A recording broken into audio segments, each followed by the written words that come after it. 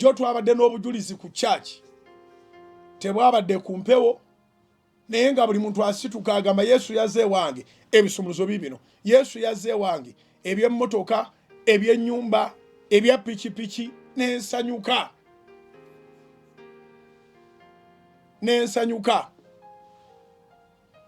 Peetero agamba nti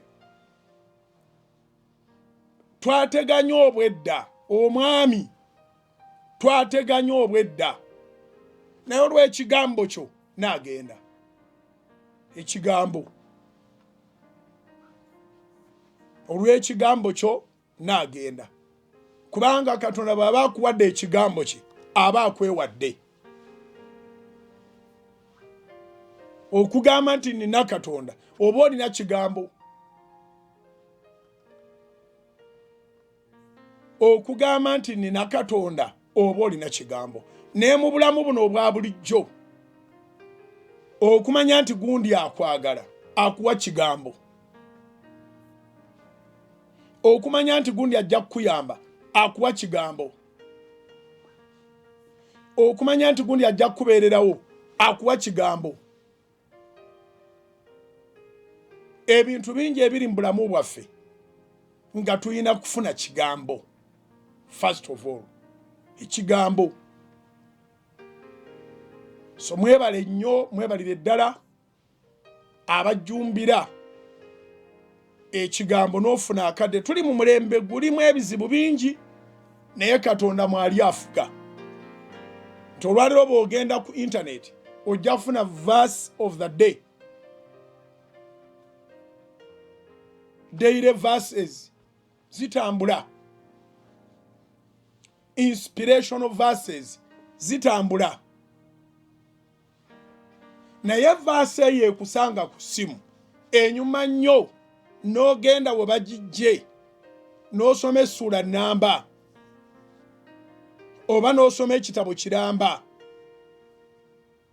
kirungi nnyo nti verse ezo zituzaayo okumanya ekigambo kya Katonda naye ziri selected nnyo nti baleeta ebinaakusanyusa baleeta ebinaawoomera amatu kizibu nnyo okusanga nga olunyiriri luze